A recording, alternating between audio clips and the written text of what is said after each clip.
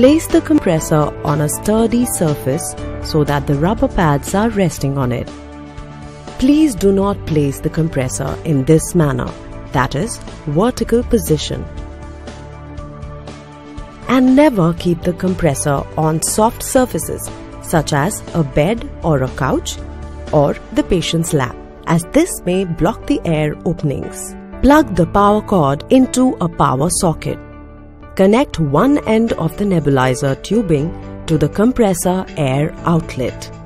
Open the cap of the medication chamber. Check if the baffle is in place.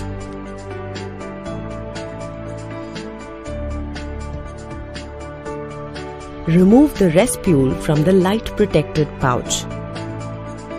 Respule is a ready-to-use ampule containing the medication. Twist the respule to open it and squeeze the liquid medication into the medication chamber.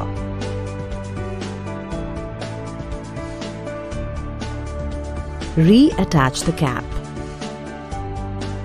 The volume of the liquid should be between 2 to 5 ml. Attach the mask to the cap of the medication chamber in this manner. The mouthpiece is preferred over a mask when the patient is conscious or can comfortably hold the mouthpiece in the mouth. Connect the other end of the nebulizer tubing at the bottom of the medication chamber. Now the nebulizer is ready for use. Place the mask over the mouth and nose of the child in this manner.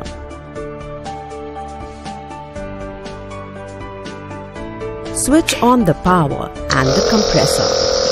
A fine mist of medication is released, which can be inhaled deeply and slowly through the mouth. Holding the breath after inhaling the medication allows for optimal absorption of the medication in the lungs.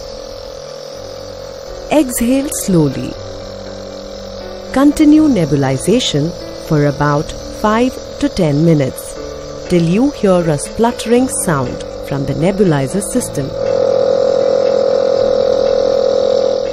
Then switch off the compressor after a minute. Some amount of liquid medication will always remain in the medication chamber. Discard it.